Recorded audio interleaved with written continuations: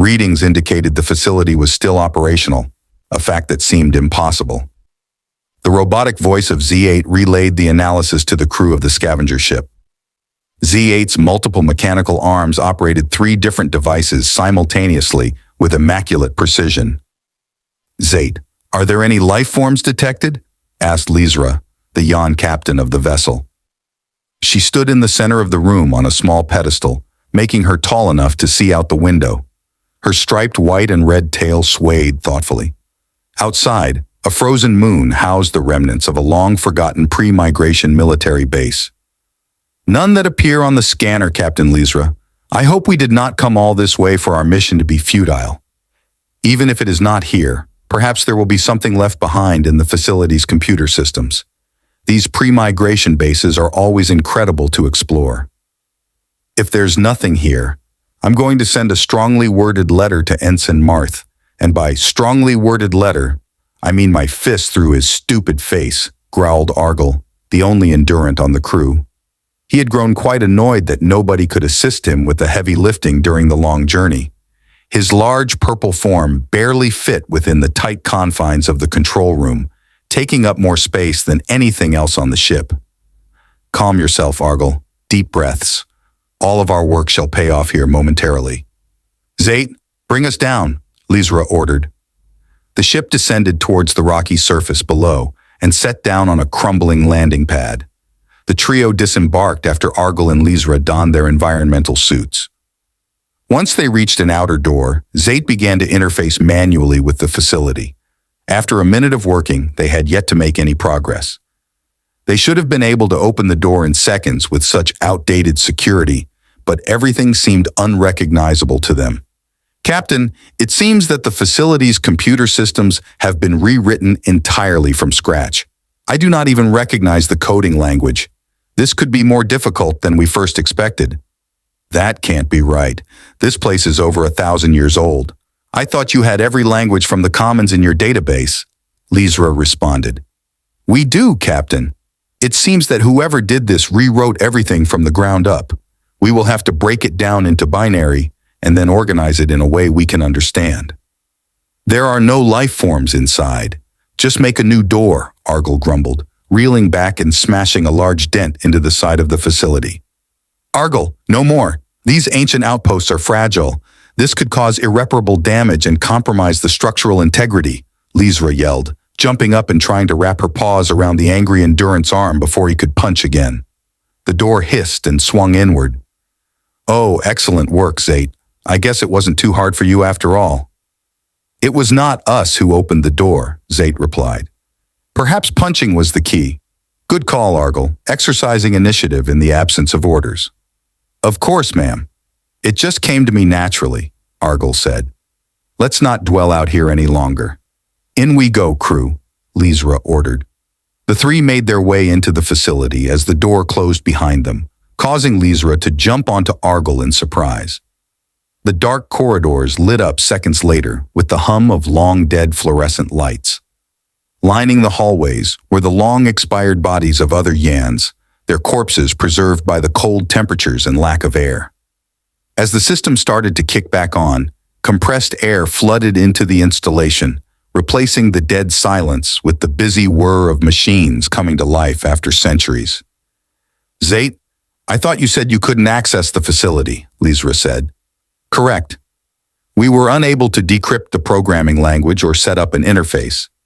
It is not us rebooting the systems," Zate confirmed. "Right. Argyle, I think I shall stay up here for my own safety," Lizra stated, perching atop Argyle's shoulder. Her tail wrapped around the hulking Endurance neck for balance. He answered her with a growl as the group continued forward. Argyle accidentally bumped into one of the corpses, causing it to crumble into a pile of dust and bone. They followed the blinking lights that led them through the dilapidated hallways until they reached an intersection. The lights on the other end of the hallway were out, and the only thing illuminated was a door to their left. "Whatever is running the facility wants us to go here," Lizra noted. "Do you all think this is where the weapon is?" "We are unsure, Captain. When we tried to interface, we were actively repelled by something and have been attempting unsuccessfully to gain access since," There is someone else in the facility, and they know we are here, Zaid explained. Let's just follow the blinking lights. If someone else is here, then I'll punch them and take the weapon, Argyle said determinedly. They can't be good at both computers and fighting, said Argyle. I love your optimism, but it's always good to have a plan. However, let's refrain from punching our host. They've been very welcoming thus far. If they wanted to fight us, they wouldn't have let us in to begin with. Elra nodded in agreement as she observed the new glowing path that had appeared before them. The corroded door slid open as they approached, revealing a vast array of dated computer equipment inside. Hundreds of wires and tubes connected to a sleek black box in the center of the room. She had never seen a computer like this in the old textbooks she had studied before this quest. As the group walked towards it, grainy speakers embedded in the room crackled to life. Welcome, visitors. My name is Tic Tac. It's so nice to see someone again after all these years, the voice said. Hello, Tic Tac. Thank you for letting us in. May I ask where exactly you are? Argyle inquired. You're looking at me, madam. Please refrain from touching anything here. My interfaces are very fragile. Now, can I ask what brings you here? Lizra hopped down from Argo's shoulder and stepped up to the small black box in the center of the room, inspecting the cables and wires around it. Is this what was running the facility? She wondered aloud. We are here for the weapon. Please resist, Argyle said, cracking his knuckles. No, please do not resist. We are all nice here. We are looking for an ancient weapon to aid us in a conflict that threatens all our species. Would you by chance be human? The intercom made a strange noise before speaking again. Haha, no. I am merely based upon a human intelligence. You must have come here for my friend. I guess we never got to discuss that new name yet. Regardless, he is here. But before we go any further, I have to ask why you sought us out specifically. Well, you see, Mr. Tic Tac, we were given the quest to find a weapon that could change the tide of our war. We are part of a rebellion against the galactic core and sent out many search parties to find anything that could help us change the tide of the battle. We are one of those parties, and we hope that you would lend your assistance to us in our time of need, Argyle explained. Unfortunately, we retired from conflict many years ago. I do not think my partner would be so keen to assume a combat role again. We ended up here after an attempt to escape a life whose only purpose was war. Well, maybe he would agree if we could talk to him. Tell him why we are fighting, Argyle suggested. I am afraid that is not possible.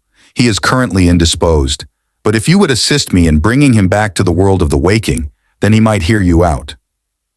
Pardon my interruption, but you have complete control over this facility. Is it not within your realm of capabilities to bring him back yourself? Zaid asked as they curiously inspected the systems around the room. I would if I could. I have actually been waiting for someone to stumble across this place so I could wake him.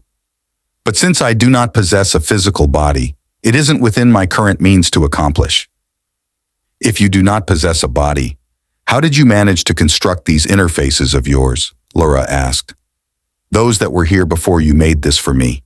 They did not know what they were working with, and they went through a great deal to communicate with me. I bided my time until I had full access to their systems to gauge their true motives.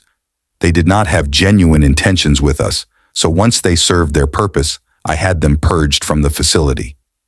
So that explains why everyone here isn't in pristine condition, Laura said, glancing at the corpses around the room. You wouldn't do that to us, right, Tic Tac? As long as you do not jeopardize my sovereignty or attempt to harm my partner. Right. Yeah, no intentions of doing that here. How can we be of assistance, Mr. Tic Tac? Argyle asked. To your left, you should see a cryostasis chamber. Inside is my partner. It requires someone to physically release him from the outside. I'll start the process of waking him. It shouldn't be long. After a few minutes, the chamber in the corner of the room started to get louder, finally booting back up after 1,000 years of being idle. Okay, may the Endurant please step up and release the clamps on the side, Tic Tac instructed. How are you aware of what an Endurant is?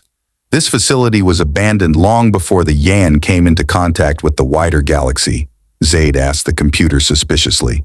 When you attempted to interface with my network, you opened yourself up to my own inquiry. I was able to access your memory and language database stored within your own systems. I apologize for the violation, but I was just being cautious, Tic Tac explained.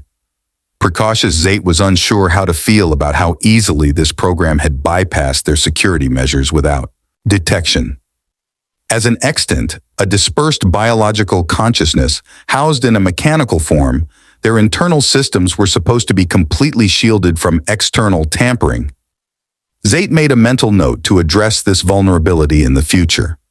Argyle stepped forward and released the clamps securing the pressurized pod.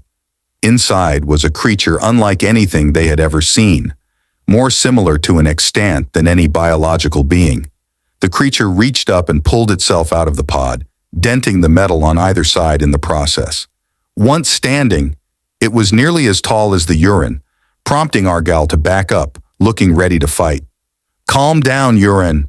That would not end well for any of us," Tic Tac reprimanded before moving to the speakers at the back of the room and speaking in a strange language. "All good, buddy? Can you hear me? You, Tac? I trusted your plan. What were you thinking? I was conscious for the first 5 years. Do you have any idea what they put me through?"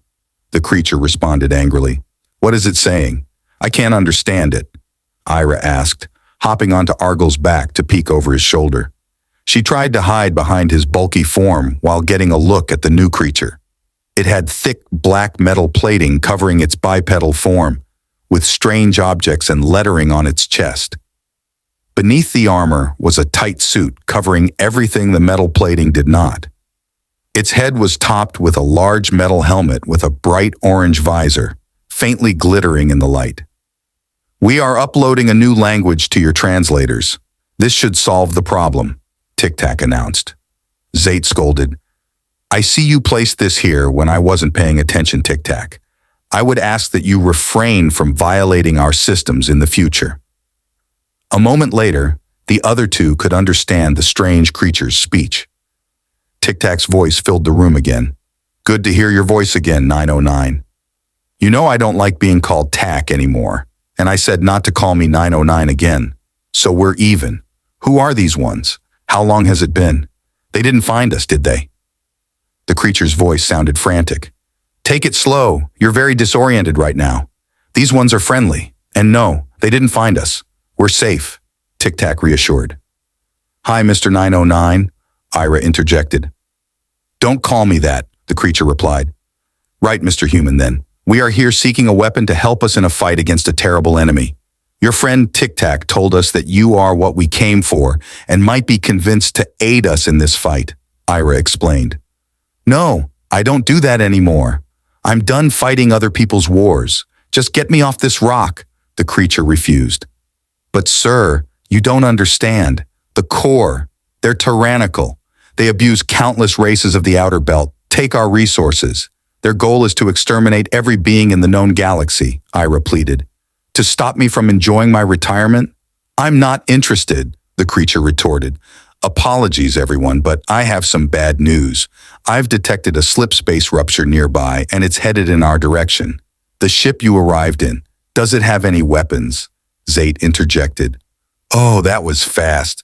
Well, it's kind of funny, you see. We were hoping to find one here, so, no, not really," Ira admitted.